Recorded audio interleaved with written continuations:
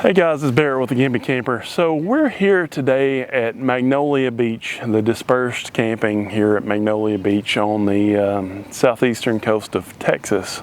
So this is the Gulf of Mexico behind me. There is some barrier islands and stuff there, so this technically isn't the coast, but it's free camping on the beach. Like, my camper is 5 feet in front of me, and you see how close I am to the water. So it doesn't take much to figure out that this is a pretty nice spot. I'm really happy we came down here. This is about halfway between Houston and Corpus Christi. It was about a 14-hour drive for us. In case you missed the video, we didn't have the best time coming down here because I made the mistake of telling my wife before we came, like, we're pretty good on camper projects right now. And she said, why'd you say that? And I said, well, I mean, for like upgrades and stuff, we got the camper about where we want. Well, you say something like that and it brings some bad juju on you. So we got down in Louisiana. Last time we were on Louisiana roads, we had a blowout on the tire. When we got back, we actually upgraded the whole suspension system, and that's been about 2 years ago. It was the New Year's trip of 2023, and this is now the beginning of 2025. It's January 3rd, I believe, right now. So on the way down here, we were going through Louisiana. We have a whole video about this, but we did break 2 axle springs on the camper. They were both on the rear axle, and they were both they both attached to the rear axle hanger. And so it was quite a involved story, but we got that fixed. Like I said, we got a whole video on that. If you want to watch it, I'll put that up there and down in the description. But let's get back to Magnolia Beach, because that's what we're here to talk about today. I wanted to get this video done. It's not the best sun conditions right now, but it's supposed to rain tomorrow. We've had like 50-50 weather since we've been here, and we're gonna have to leave the day after tomorrow. So I wanted to get this out so that I actually filmed it in the location where we were and get that out there for you guys. Now, like I said, I've been really happy with this place. It's about 8 miles from Port Lavaca, so you do have like a Harbor Freight and Walmart and HEB and just different restaurants and things. So you're not out in the middle of nowhere, but there's not anything like close by other than that 8 miles away, really. I will say that this seems to be a very RV friendly area.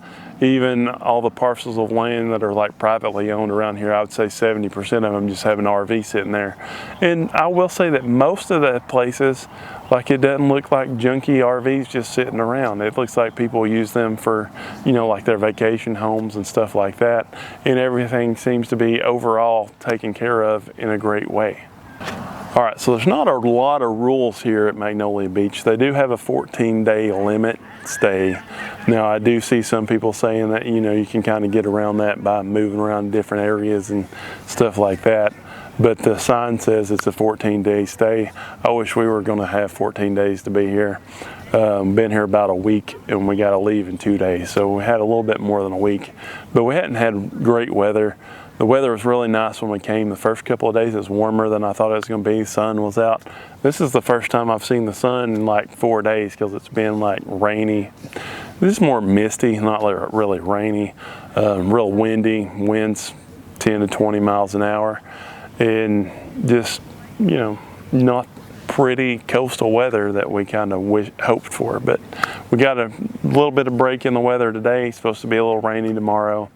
And that's kind of how it is in a lot of the coastal places. Like, you'll have good weather for a couple of days and bad weather for a couple of days. It's just part of the whole travel experience, if you will.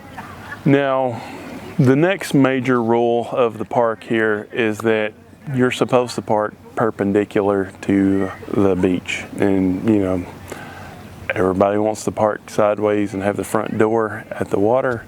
I'd like that too, but that's not what the rules say to do, so that's not what we did. I will say, please, if you go somewhere like this, please respect those rules and please park perpendicular to the beach and just fight the urge to park at an angle.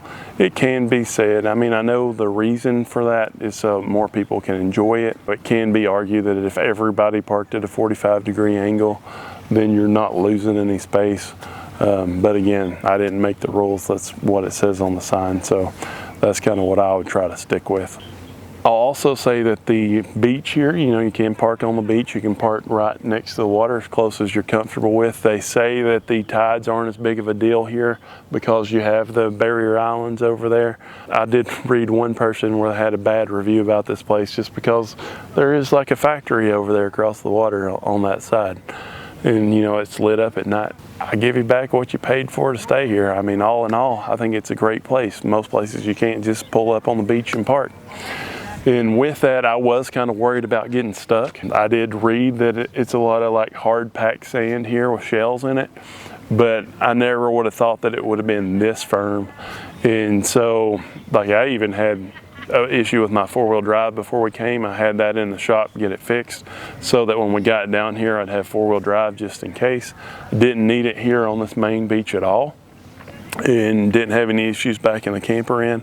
And the ground's even so firm here on the beach that I was able to use the curved levelers. I didn't even have to get out the Lego style levelers that we usually use whenever we're boondocking because of the soft ground. So I have no issues with how hard packed the beach is, and it kind of overwhelmed me with how hard it was. It's like driving on gravel in here. The other thing about getting here is there's a little bridge when you come into town. Number one, it's kind of hard to find this place. If you come into Magnolia, you just there's only one gas station there on the main road, and if you stay straight on that road, they'll have a sign pointing right to Public Beach. If you just take that, you'll run right into it. You do go over a bridge there, and apparently there's always been a sign on the bridge saying 10,000 pound limit. The thing that I've heard is that it's 10,000 pounds per axle, and so a lot of people will still bring really big rigs over that. The sign that I found a picture of says per axle or tandem. That being said, our rig's not that big, so we wouldn't have been over that anyway. But I was pointing out the fact that those signs aren't on the bridge anymore, so I don't know if they don't apply anymore, if they got it rezoned or what the deal was there, but those signs are not on the bridge over there. If you do want to avoid the bridge, you can go around to the south end and bring the road back up and not go over the bridge, and that's a perfectly fine thing to do. There is more camping down that way. I'd actually read that there was 3 separate areas for camping. In the middle, they have like these little concrete block like cabanas or pergolas, and a lot of people that do like van camping and stuff stay in those. That way they have a table and everything. It's not as close to the beach as this because there's some grass in between that and the beach. But in the main area, the way that it's worked is there's about probably half a mile here for parking for RVs and stuff, and then you have the little pergolas over there, and you have the bathhouse there, and then it kind of goes on down, and then there's a little pier and stuff down there. There's not any overnight parking down there. If you get back on the main road and go down a little bit further, there's another public beach there. From what I read, you used to be able to camp there, but it says no camping at that area now, so can't camp down there. I will say the sand's not as hard packed down there. I did have to put my truck in 4-wheel drive when I drove through that sand because you kind of felt it sink down in there a little bit, but still no issues with the 4-wheel drive.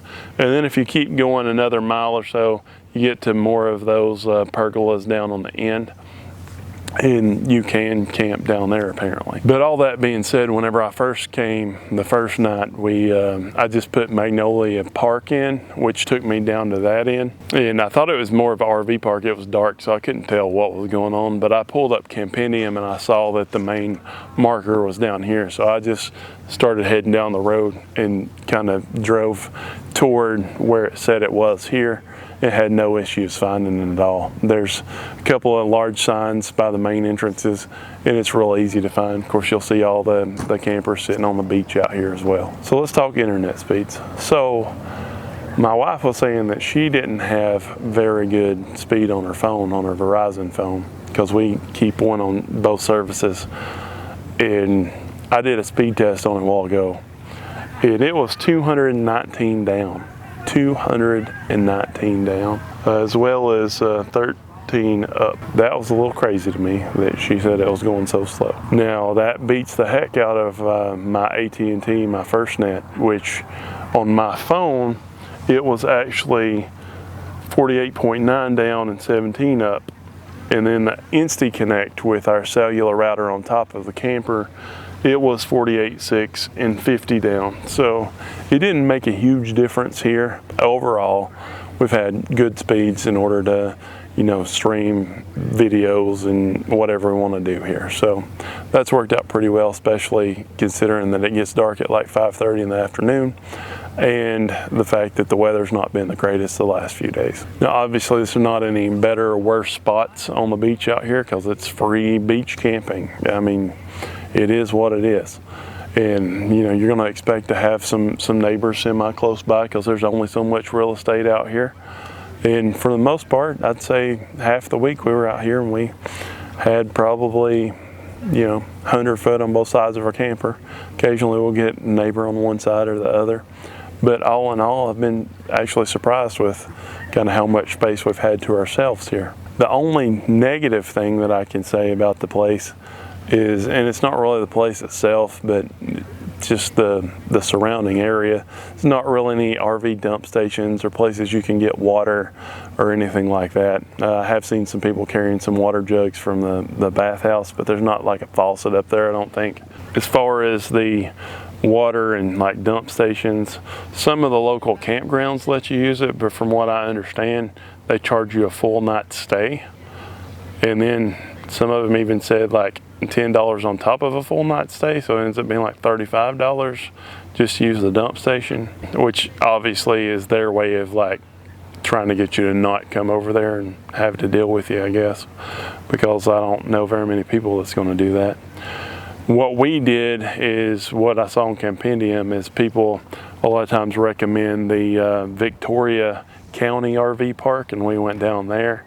I will say that the water line that was at the dump station didn't say potable, and I'm not sure that it was, which we didn't drink the water, so it is what it is there. I went ahead and used it, filled the tanks up. I'm glad I didn't fill the tanks up all the way coming down here, considering we did have 2 broken trailer springs, and that could have made that a lot worse.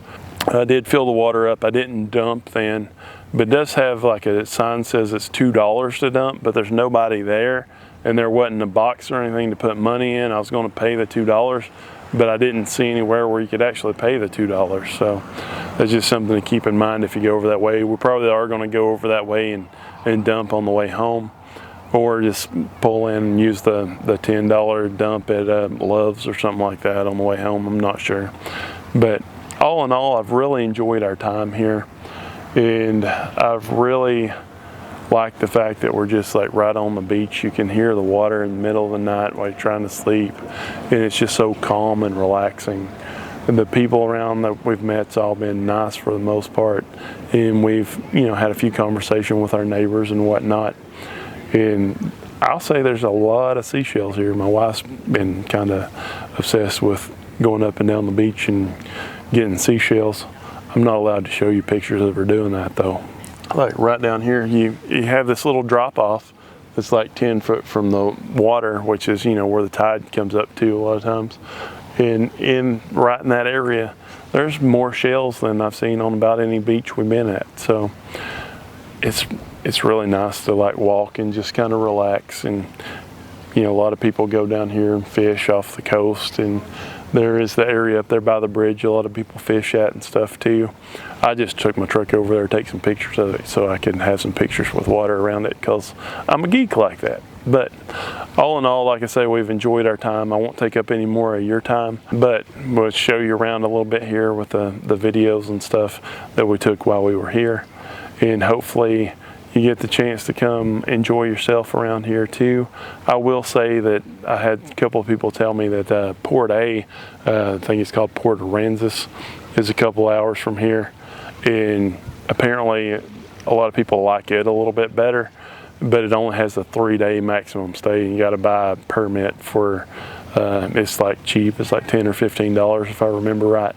And I kind of wanted to make it down that way, but at the same time, we were here and got comfy, and this is just kind of what we ended up doing. I'm sure we will be back to the area at some point in time and we'll be able to explore more.